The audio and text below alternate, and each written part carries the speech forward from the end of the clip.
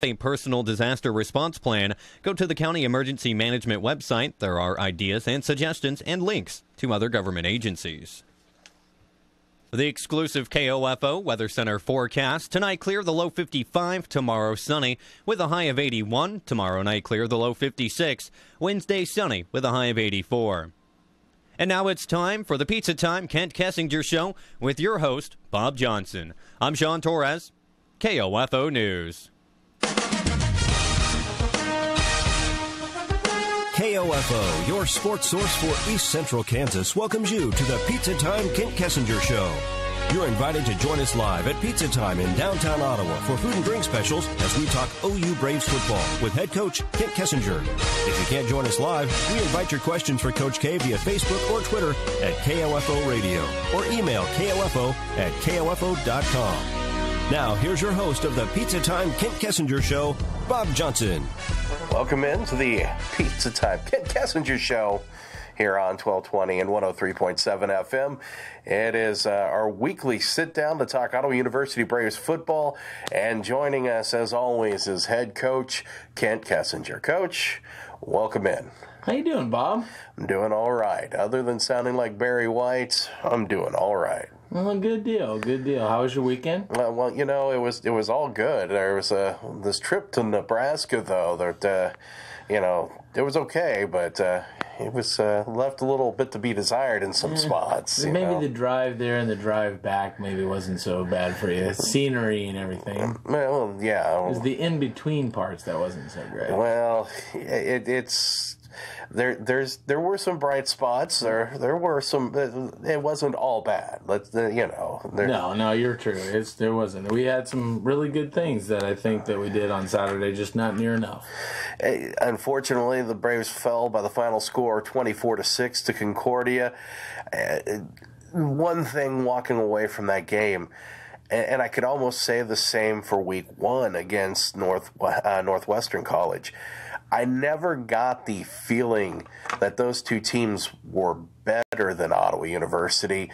It was just more Ottawa University not able to do what needed to be done to come away with a win. Yeah, I think that we showed that we kind of match up against those guys a little bit. I think going back and watching the film off of Northwestern, they had more size, particularly in their offensive line.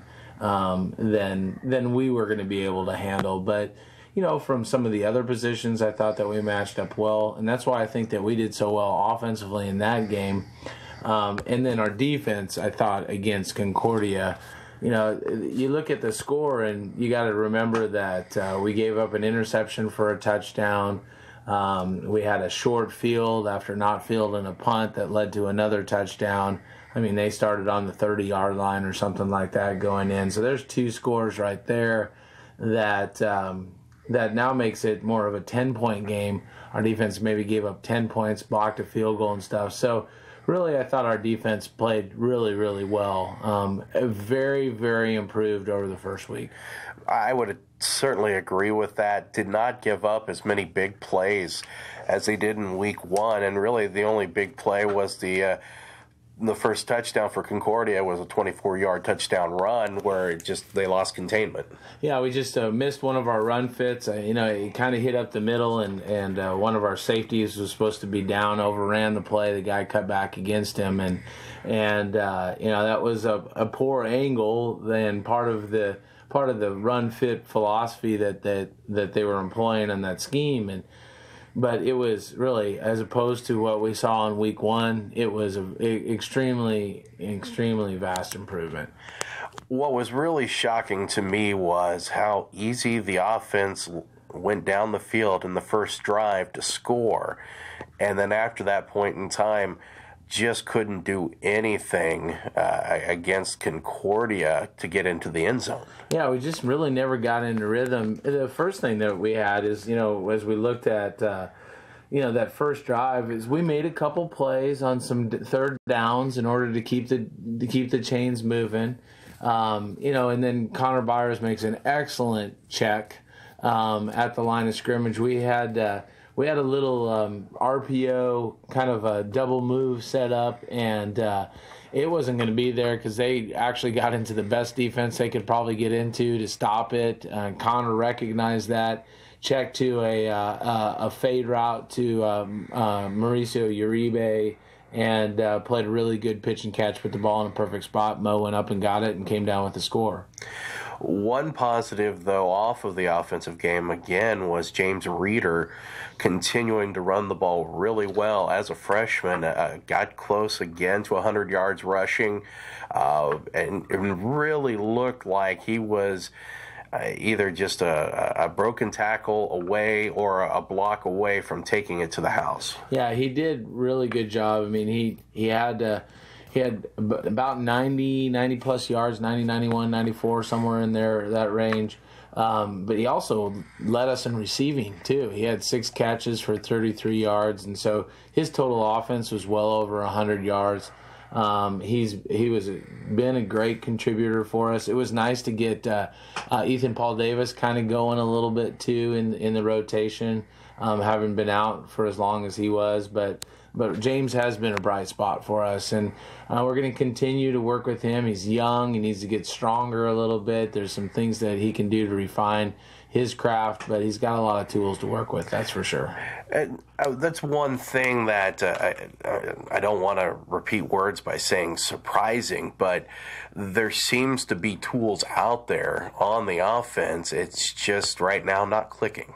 Yeah, I think that the bright spot is a guy like James, because we're going to need to be able to run the football. It's in our passing game where we're lacking, and part of it we've got guys that were injured, that took away some weapons from us.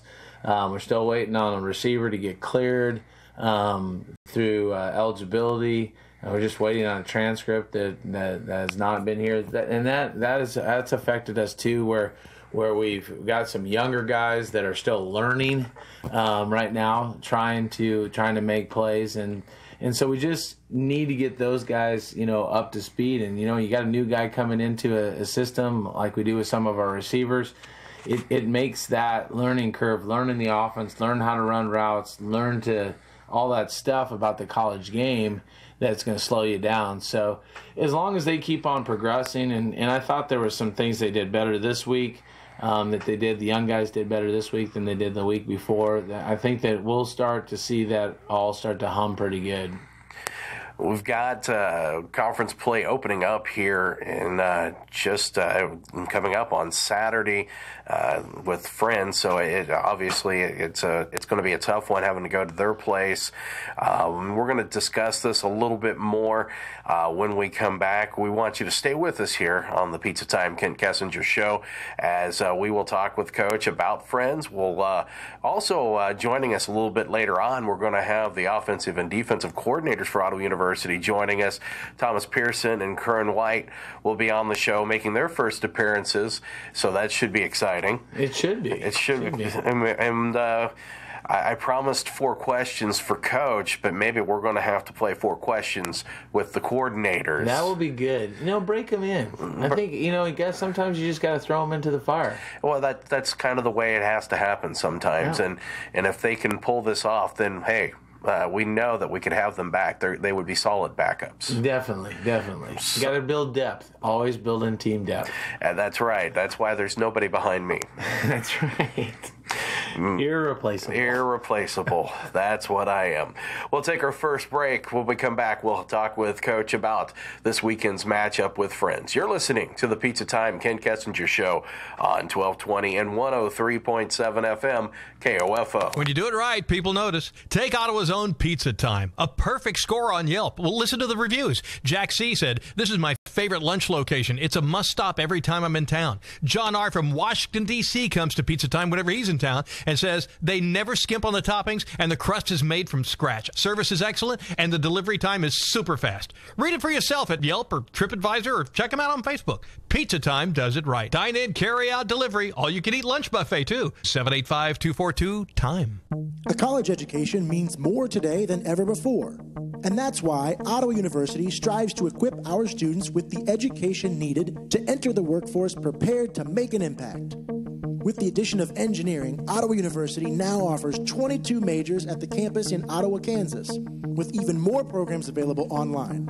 Contact us today to find out more at ottawa.edu or by calling 800-755-5200. Want to sit front row and see the Chiefs play at Arrowhead Stadium? KOFO and McCoy's Furniture Loft want to send you. All you need to do is stop by Furniture Loft on Main Street in Osage City and register. You and a friend could be sitting front row to watch a Chiefs game. Only one win per person per season. KOFO and McCoy's Furniture Loft employees and their households are not eligible to win. No purchase is necessary. The next Chiefs game is October 2nd against the Washington Redskins. We'll announce the lucky ticket winner September 25th during the Brad Howard Early Morning Show. Back to the Pizza Time Kent Kessinger Show here on 1220 and 103.7 FM. We're at Pizza Time till the top of the hour when we will join Royals baseball in progress. The Royals taking on the White Sox. Some crucial games coming up for the Royals, trying to get themselves back into the playoff race. Just a few games behind in the wild card race. So pivotal games and ones that they should win against the White Sox. And you can join that broadcast, or we will join that broadcast right after we're finished up here at the top of the hour. We'll remind you about Ottawa High football Friday night, 6:40 for the Wise Guys Construction Rob Hedrick pregame show, 7 o'clock kickoff. Gary Bateman will have the call, and then on Saturday it'll be the big one from Wichita, 7 o'clock kick as the Braves take on the Falcons. And this one's going to be an interesting game. It's a conference opener. Friends going through the changes that they went through, new coach, new staff, and then with Ottawa and going through some of the changes and some of the issues that have peaked or appeared here in the first couple of weeks. So there's some unknowns coming up for Saturday. Yeah, the fortunate thing is getting a chance to see what they're going to do on film. We'll have 2 weeks worth of games. They started off the season, the same thing that we did, with the GPAC challenge, and then this last week they actually played another. They played Doane College, which is nice to be able to see 2 games and get an idea of where Friends is at. They are decidedly different, particularly offensively. No. Yeah, I know it's hard to believe because 2 weeks ago, they played earlier in the day, and so we were here at the office, getting things ready before we had our guys come in for pregame, and so we pulled them up on the internet and watched them a little bit, and they start off with 2 backs and power eye and all that other stuff, and I'm like, well, there's no difference. So I turn it off, and and then we go through our game, and I'm looking through the scores and whatnot, and I'm looking through the conference statistics just to see, who's doing what and what are they all doing, and they got Friends throwing for 350 some yards or something like that, and I'm like, what? And so then I pulled it up and watched them on film a little bit, and there are a lot of 4 wides and throwing the ball around, and they still have that element of the power type of team they used to be, but they're going to be a little bit more wide open, especially offensively. So it'll be an interesting challenge going from Concordia that wanted to run power at you all the time to a team like Friends that wants to go up tempo and throw it a little bit more than they ever have in the past. That's an interesting wrinkle, as everybody knows. Monty's offense was pretty much predictable, and then when they would try to throw it, usually ended up with a lollipop being intercepted. Yeah, we enjoyed those days, from our standpoint. Yes. But yeah, sometimes change is good. Hopefully, theirs is not so good when we go down there for us. But the thing that we saw this last week is they started a quarterback in week 1. And then they played 2 freshmen in week 2, and they didn't play that same quarterback that they played in week 1. So we don't know if he's injured or if these two guys, got the system and got a game underneath their belt. But we'll see. There's 3 different quarterbacks now that we're looking at that have played in 2 weeks. With being able to take a look at what Friends does offensively, defensively, and knowing what the struggles are right now for Ottawa, how does that go about changing your game plan? Well, we've been pretty up tempo. We ran 85 plays in the first week. We ran 80 plays this last week with a team that slowed the game down tremendously, and so that's still a lot of football plays that you got in.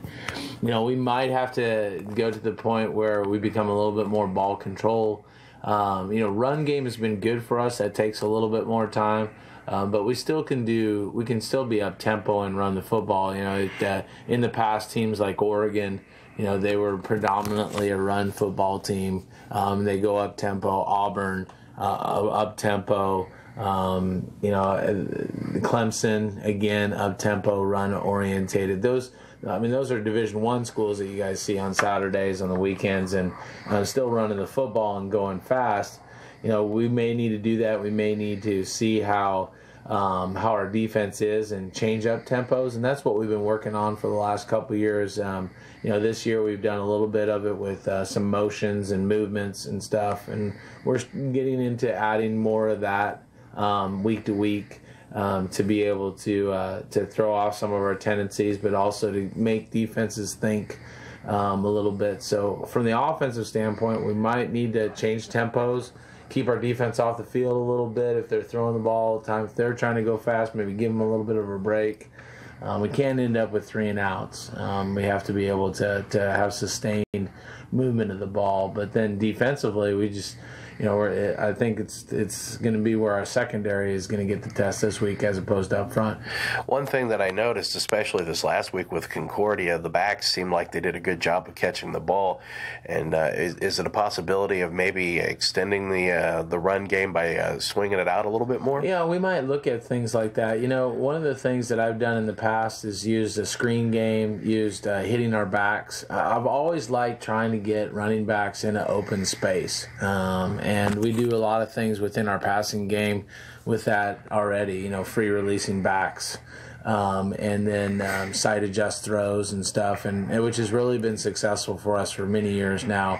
But it puts defenses into binds where they have to make sure that they're, covering the whole field. And that's the idea behind, people that use the spread philosophy, is that, they're going to have to cover the whole field in order to determine, how they're going to stop us. And if you do that, there's usually going to be some openings, and hopefully we can win some one-on-one matchups.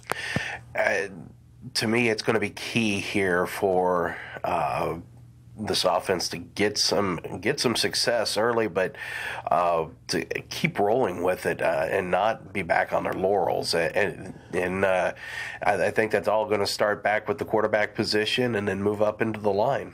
Yeah, the thing that we've done over the last 2 weeks is, like, for example, we started off great against Concordia, taking the ball down, scoring first possession, which is one of our goals that we have, to score the first possession of each half, and we did that. It was a little bit of a longer drive. It was about 9 or 10 plays, thereabouts, maybe even 12 plays that the drive was.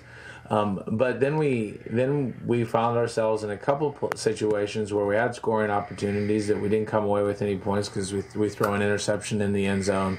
We don't convert on a third down, and we were just outside of some field goal try ranges for us, particularly when we had the wind.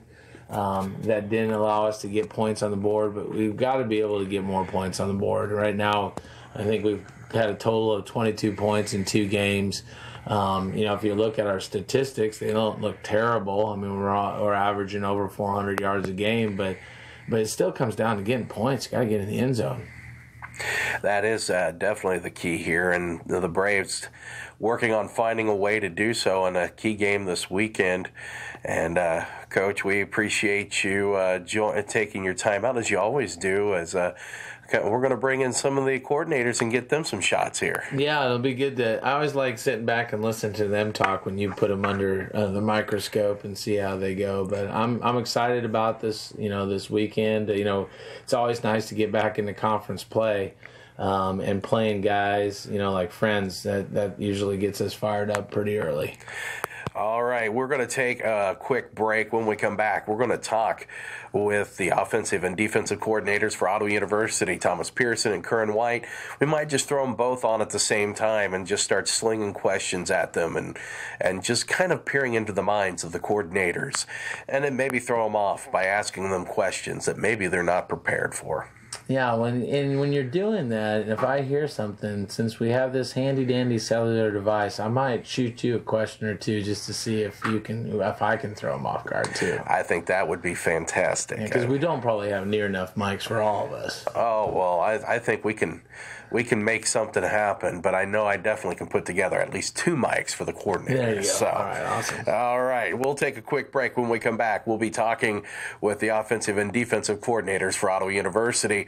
You're listening to the Pizza Time Kent Kessinger Show on 1220 and 103.7 FM KOFO. When you do it right, people notice. Take Ottawa's own Pizza Time. A perfect score on Yelp. Well, listen to the reviews. Jack C. said, "This is my favorite lunch location. It's a must-stop every time I'm in town." John R. from Washington, D.C. comes to Pizza Time whenever he's in town and says they never skimp on the toppings and the crust is made from scratch. Service is excellent and the delivery time is super fast. Read it for yourself at Yelp or TripAdvisor or check them out on Facebook. Pizza Time does it right. Dine in, carry out, delivery. All you can eat lunch buffet too. 785-242-TIME. At Ottawa Family Physicians, their physicians and nurse practitioner provide a variety of comprehensive health care services, including family medicine, OBGYN, pediatric, and geriatric care.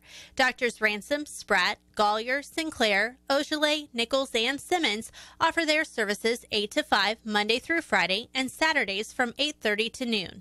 For your health care needs, call Ottawa Family Physicians at 785-242-1620.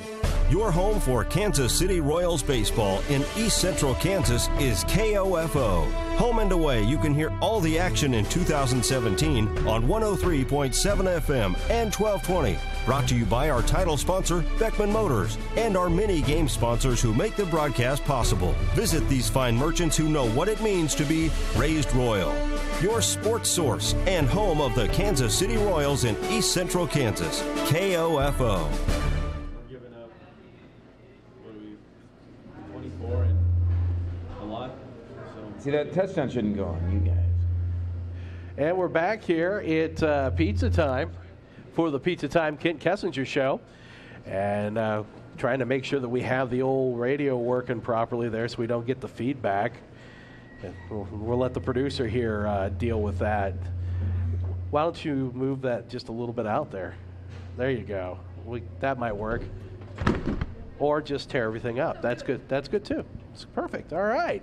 Well, we talked with head coach Kent Kessinger before the break. We had a couple of cuts with him, and now joining us for the first time ever on this show, we have the defensive coordinator Thomas Pearson and the offensive coordinator Curran White. Gentlemen, thank you for coming.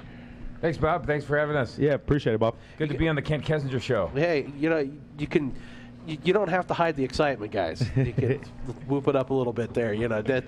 That's all good. We fought our way through the crowd to get in here, and there's a sea of people, as you would expect. But we're here. There's a lot of disappointment that Coach, it was a brief appearance for the show tonight for Coach K. His usual fan base disappointed, but it's all good. Next week he'll be back, and he'll be right by his banner where his name is spelled correctly, so which is very important for him. Is he touchy about his name? Every once in a while he'll make sure it's Coach, and when he gets his doctorate, I'm sure it's going to be Doctor pretty soon. So. Oh, that's right. That is going to be something. That's going to be the change right there. Yes. How are you guys going to handle that? Because he's already kind of he's the head coach, and he's the offense. He's an offensive guy. He's a pretty intellectual type. Yeah. For a jock. Yeah. He definitely carries that. wants to talk about his days at the Air Force Academy, and we've heard all the stories. Sure. I mean, that's pretty much been the whole program, is his life story, how he grew up on Little House on the Prairie, things like that. How are you guys going to handle this when he has his doctorate? It's going to be tough. It's going to be tough having to call him Dr. K around, and making sure he knows that we know that he has his doctorate. But it'll be good. It'll be good for him to know that he's achieved something. He's achieved something else. Dr. K. Dr. K. Not Dr. J. Yeah, or Dr. Pepper. Or Dr. Pepper. Maybe we'll just call him Dr. Pepper. Well, I think that's what we're going to do. Now, one thing that we did do over the weekend, because it apparently was a competition between you two to work in the term moxie during the pregame show. We both failed. And I had to pick you both up. Yeah, you got us on that one. I mean, well, first of all, you shouldn't have told me what was. I'm a sucker for making things happen, and breaking that fourth wall. But now that that's done, what's next on the what's next? Hopefully we can put a week together that results in us winning a football game and starting off the conference season. That'd be my best thing here. Yeah, We can put all the flowery stuff into the interviews. We're both also interview rookies, as you can kind of get a picture of here as we're working through this. But we'll come up with something. We might have to say, right meow instead of right now. Yeah, and I think what it is, once we get together and get a W, whatever word we end up coming up with after we get that W, that's going to be the one that we're going to stick with, and we'll throw it in there every once in a while.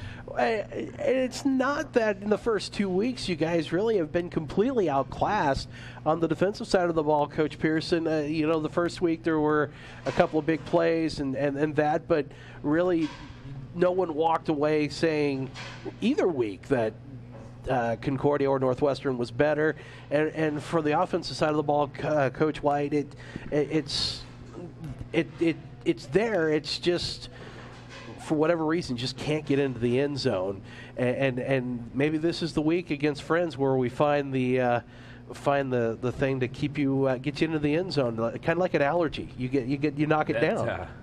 Last night, talking to the team, I said, hey, there's no magic button to press. If there was, we would have pressed it twice already. So we just got to kind of focus on just being a little bit better at every single thing we're doing, and just get our focus that much more narrow, and put the very best week of prep we can together, and try to make things click. And we've been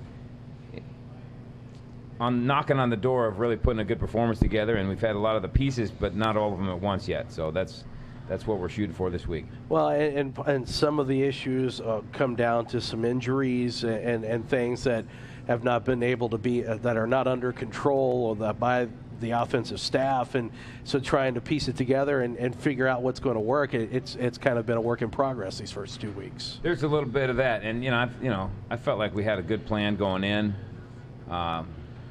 As evidenced, by the opening drive was pretty good. We made some plays here and there, and things were clicking a little bit. And then, for whatever reason, we weren't able to find consistency through the rest of it.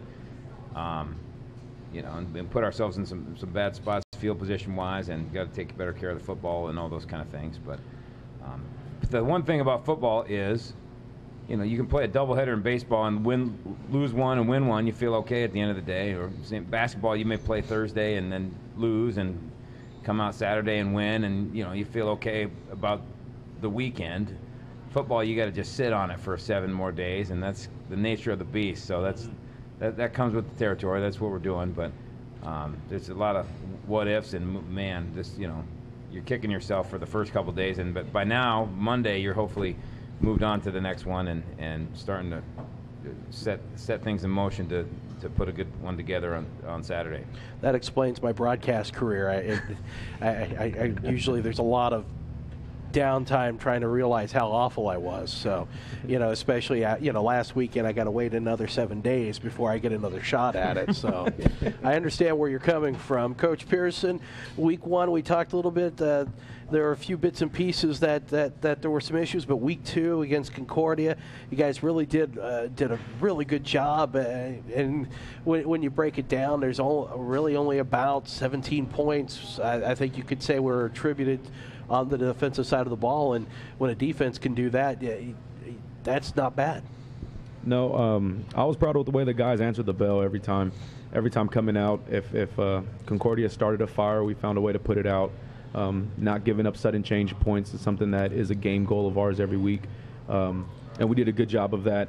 And I told the guys after the game, hey, and throughout the game, offense is going to get it going. And there's going to be a situation where offense is going to have to score 50 points to bail us out because we can't stop a nosebleed. So we got to keep supporting those guys, and they did it the first week, kept us in the game by putting some points up, and we didn't really do it much in the second week. But we got to do what we can defensively to keep the team going, do our job, and make sure we could keep few points on the board to win games. Well, one thing that impressed me about the performance on Saturday was you had Durden, the running back for Concordia, who's coming off a week of over 200 yards rushing, and you all were able to keep him under 100 yards.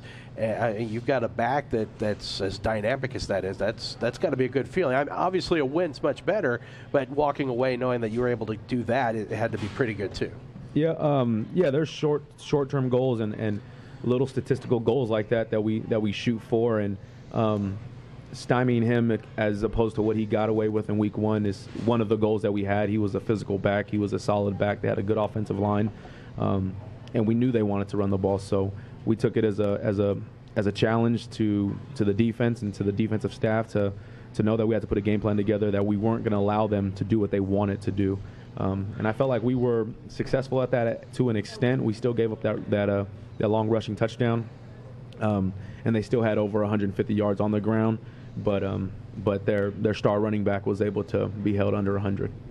Coach White, it was a homecoming for you. You obviously came back. So after the game, so that was important. For you, I wasn't sticking around there too much longer, especially the way things went. I didn't know if maybe they were going to invite you back or not, or I just had to ask. I just polished the statue that they have of me and put some turtle wax on that thing, and then I was out of town, hitting the highway. Bronze statue? I think so. You think so? Well, obviously you had to be. Bronzique, I think, is what they. Where you weren't around for Diamonique, you remember those? Oh yes. Before they had cubic zirconia. Yes. Well, that now I have to ask. It's not cubic zirconia in your ears, there, Coach Pearson. Is that a real deal diamond? No, absolutely not. No. Okay, I had to ask. These are California city streets' finest. Wow. Someone with a trench coat walking up to you, going, "Hey," and you said, "You know what? I got my ears pierced. I'll take 2 of those." Yeah. So okay. Well, that's fair enough. Had to ask. It's a fair question.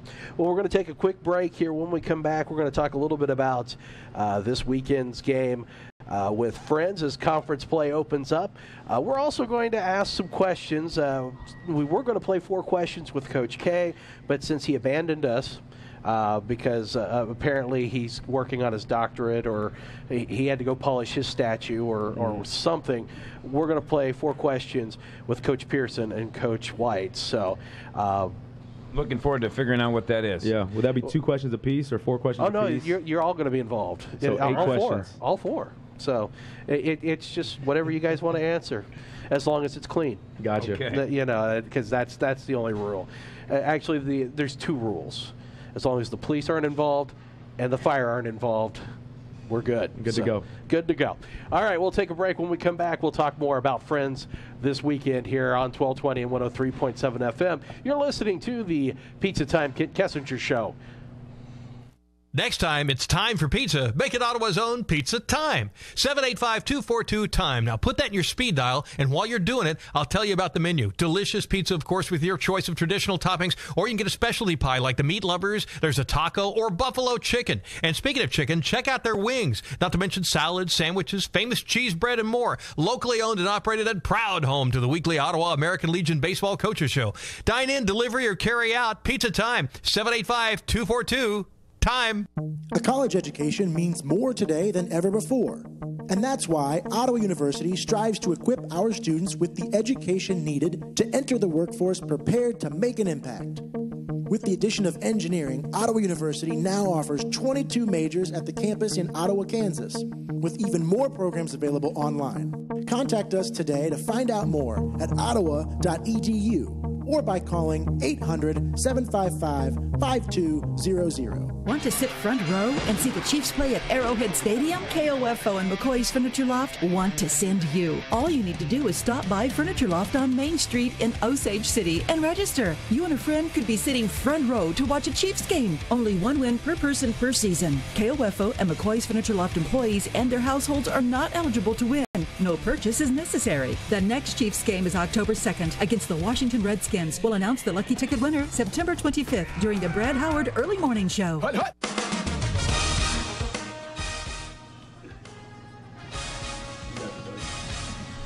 I do too. Welcome back here to the Pizza Time Kent Kessinger Show here on 1220 and 103.7 FM. I am Bob Johnson, joined with football buddies all around. Thomas Pearson, the defensive coordinator, Kern White, the offensive coordinator for Ottawa University. I do need to say she's probably not listening. I just want to say hello to Coach's wife, Amy. It's our every episode we do say hello to her. Hi, Amy. Hello, Amy. How Hey, are Amy. you? One of our many listeners, including my mom, also probably, unless she forgot. I'd like to say hi to my wife, Jody, if she's listening, and I'm pretty sure she's not. So, well, And I'll have to now I have to say hello to my wife Nicole, well. who's also working and may not be listening at this time. well, it doesn't even look like your kids are listening, Coach White. They're at the bar. We got to get a Pizza Time pizza in, Well, once a week. So this was a perfect opportunity. I think that's a fair deal in itself. I got friends this week in conference play. You've been around for Friends Week, Coach Pearson. It's a bit of a rivalry. We've seen some crazy games between Friends and Ottawa University. This will be your first taste of it, Coach White. I'll start with you, Coach White. What have you been able to pick up when it comes to Friends Week? Do you get a sense that there is that rivalry? Well, for us, we kind of have a clean slate, and in getting those two non-conference weeks behind us, the games that really matter start now. All of our team goals are still ahead of us as far as this point in the year, of winning the league and going to the postseason and all those kind of things. But we need to get things going right now. I don't know that there's a different feeling than any other conference game. I know we have a bunch of Wichita kids on the team, and that's an important thing. We got some Wichita coaches on our staff, and that's a little bit of a hometown thing for them. I don't have any special hatred for any of the other KCAC schools built up yet. I'm just kind of learning the ropes on those kind of things. So you will. Educate me. You will. I will be. I will play the role of Yoda here. You will. Coach Pearson, you've had your time playing Friends, and for you, was it one of those weeks where it wasn't too hard to get yourself ready for? Yeah, no, I'm not a Friends fan. It's been ever since my senior year playing them and losing 45-44 on that fluke 2-point conversion. It's always been a rivalry for me. So being alumni here, I feel every conference week is a rivalry game in some sort. I don't feel like we like anybody, and I don't feel like anybody likes us. So getting up for Friends Week is just the same as getting up for any other KCAC opponent. And Friends going through. Amy is listening on the interweb. So hello, Amy. How are you? Oh, yeah. Excuse me, I'm dying. With Friends going through the coaching change that they went through, obviously now you've got a new offense to look at. It is not the power I, the 3 yards in a cloud of dust. There's a passing game you have to now prepare for. How does that change how you approach coming into this week? It changes it a little bit, but at the end of the day, it's still the same type of offense now that we've seen 6-7 times a year now. So what made Friends so difficult in the past is that they were that power I, Maryland I, 3-back set where you would only see that type of offense once a year. Now they're running a spread system to where they're going to throw it out. They're going to throw the ball a little bit more. It's going to be a little more like the traditional, not traditional, but the current college offensive game where you got RPO stuff, you got runs to set up the pass and different things like that. So it's going to be a little more common, but like every other spread team, they're going to have their own little wrinkle that's going to set them apart. And I think their wrinkle right now is that they're going to go as fast as possible and get as many plays in as possible to throw us off. So it's going to be fun because, like I said, it's going to be new, but it's still the same old Friends-Ottawa rivalry. Well, in the first 2 weeks, you've taken on teams who have wanted to quicken the pace, but in different ways. One with the pass, one with the run. Now you get a third week where it's going to be a combination of both. Yeah. Concordia this last Saturday wanted to hurry up and get on the ball and then run it again. And last week Northwestern was a combination of both. This week it's going to be 100 miles per hour, and they're looking to throw the ball 40, 50 times a game, get 80 to 100 plays in a game, 80 to 100 snaps in a game, and just wear us out like that. So we're going to have to check our conditioning and make sure that we could play fast while we're tired and not thinking straight sometimes. Okay, we're going to take a real quick break here, and then we're going to talk to Coach White about the offensive side because the earlier segments with Coach K went a little bit long, so I got to kill off a break here real quick. So we will do that, and we're going to talk to Coach White. So after the break, we'll get the offensive perspective.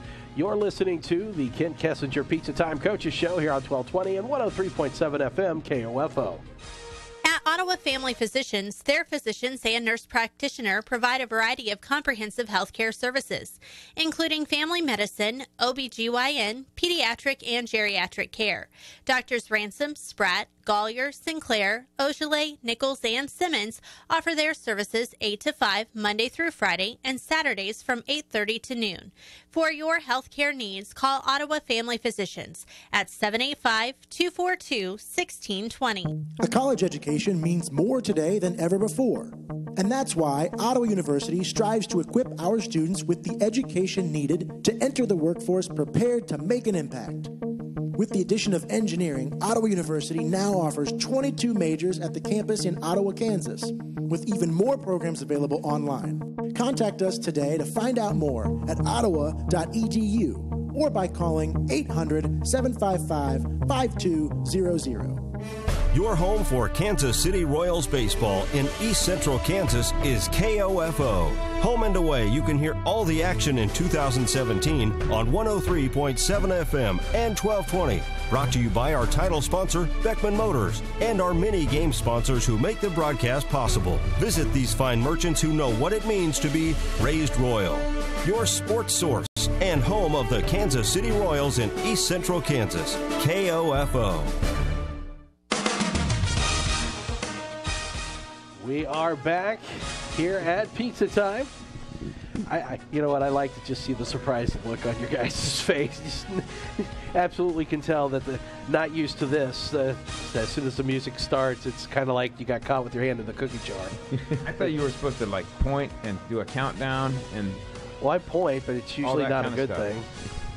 You know, I mean, I've seen Wayne's World. I was just going to say Wayne's World was my reference to that. That's more video. You know, we usually the bump music is once we start there, but also the board op back at the station. You could also keep the mics down too, but.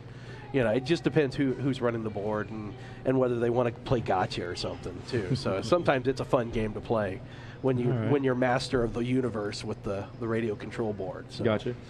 So as we left when we went to break, Coach White, offensively, you're going to see possibly a little bit of a change on the defensive side of the ball from Friends. This is going to be your first year, though, so your first opportunity to see what they have to offer. How does that go about preparing going into this week? I remember when I was at Missouri Valley, we played Friends University in the playoffs, and they were a 4-3 defense. And this was in 2007 or 6, I believe. And right now in 2017, they are a 4-3 defense. So I don't know what happened in between those times, but they are a true 4-3, and that's something that is a little bit less prevalent nowadays in college. So it's a little bit of a throwback as far as their scheme. Now they have some good people.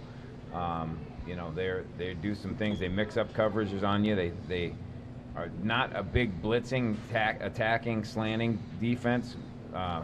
Concordia did a lot of that, of bringing extra people and a lot of edge pressures and mixing it up, who's rushing and who's not. These guys are pretty much counting on their front four to get a pass rush and to handle things up front. So it's you generally can tell where they're gonna be. It's just a matter of how good are the matchups and can our people take care of their people. So those are, we're trying to figure out, what are our best out of our playbook. What are the best ones that are going to be to have polished up and ready to go Saturday that give us a chance matchup wise and angle wise and all those kind of things.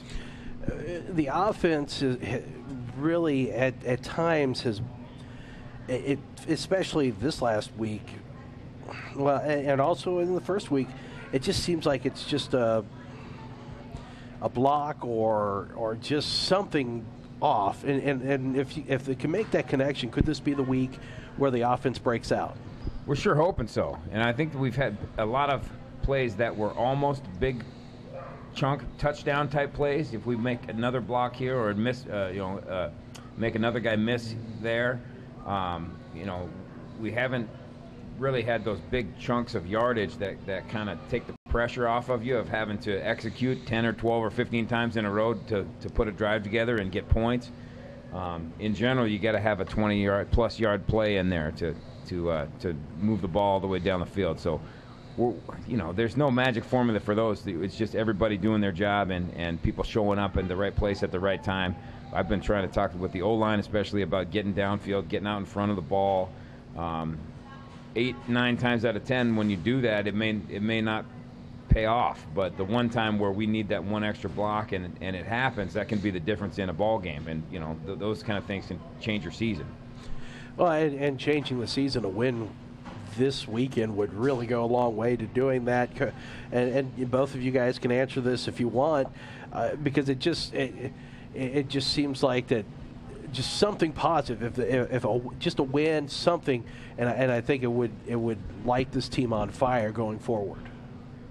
Yeah, I think so. One thing that we haven't had, regardless of starting off the season with 2 losses, is we haven't had anybody hit a panic button. We haven't had anybody point a finger. We haven't had any of that. It's still been positive. We still got our leaders stepping up and leading, and we still have.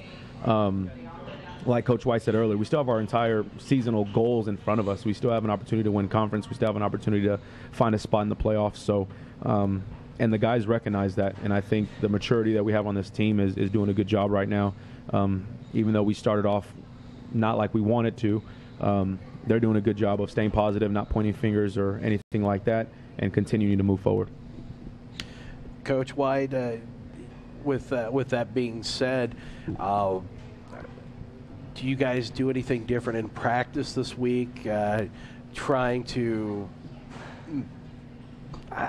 get whatever's missing to take care of itself, or is it just business as usual? We really, I think each week build in a lot of pressure situations into practice. I think Coach K does a really good job of creating a sense of urgency on the practice field and also creating a high energy and high tempo environment. So in some ways, when we get to game time, it's almost like things have slowed down from the pace that we practice at and the number of reps and the number of different looks that we're throwing at these guys during the week. So I think it's we just got to be a little bit better in all phases and just try to pay a little bit more attention to detail in everything that we're doing from the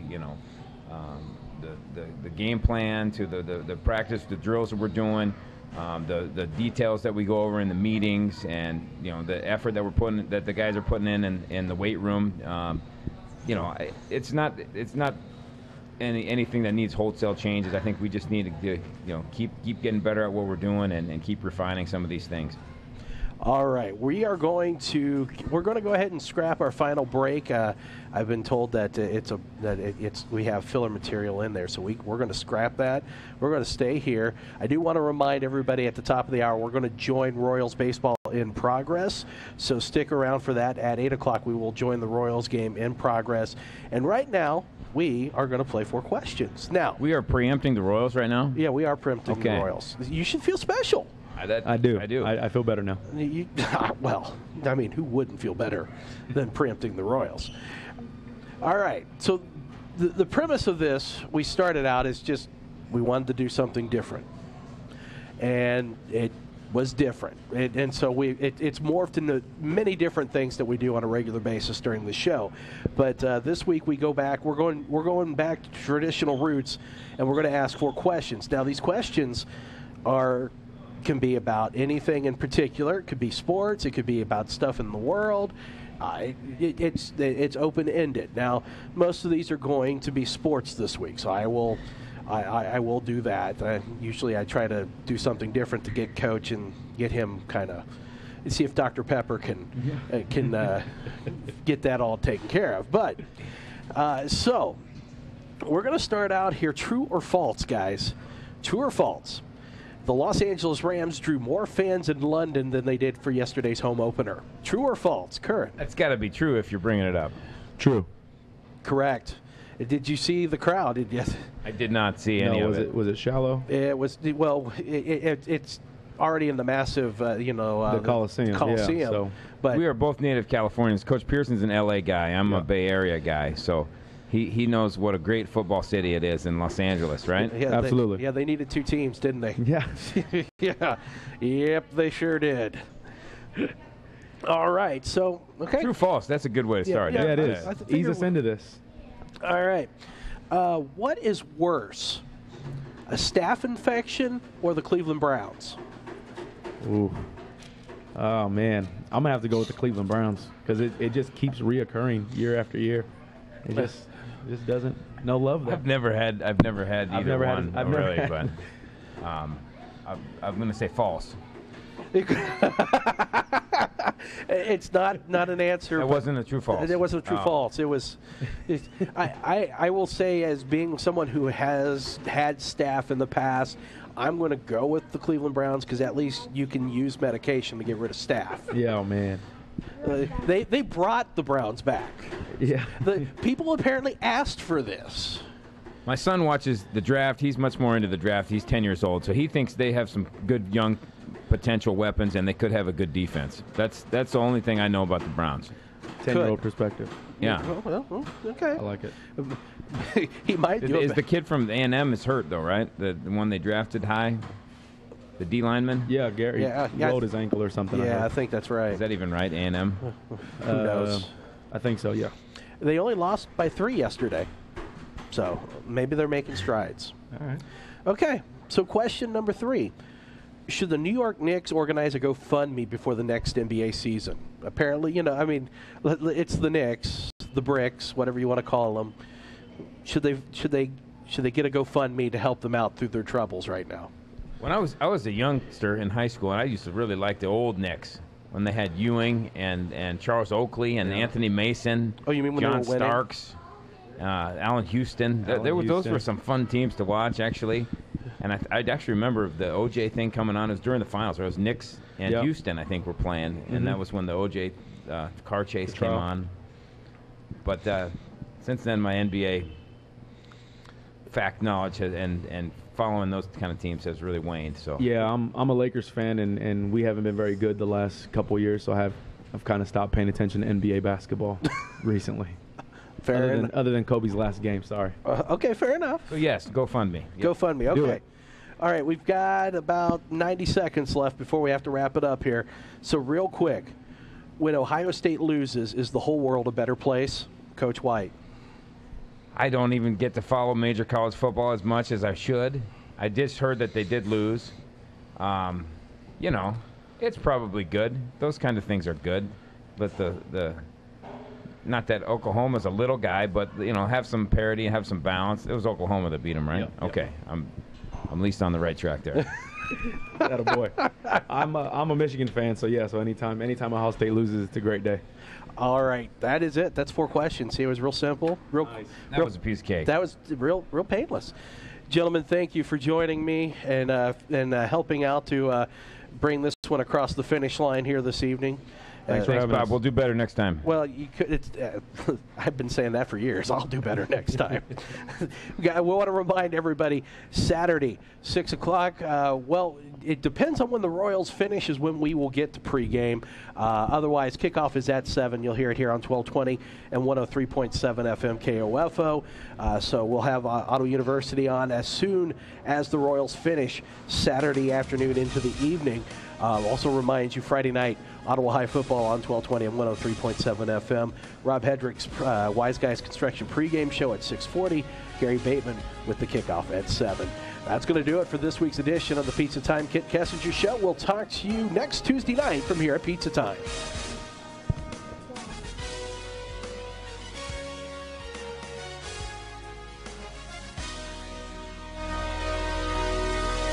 Information and entertainment in East Central Kansas. KOFO K279CS Ottawa, where keeping you informed comes first. Because it was a blur. Abreu actually got his glove on it. All he did was slow it down. They have to get a new glove. That might have torn the stitches right out of the webbing. So Moss rips a single. And now Escobar with a .248 batting average.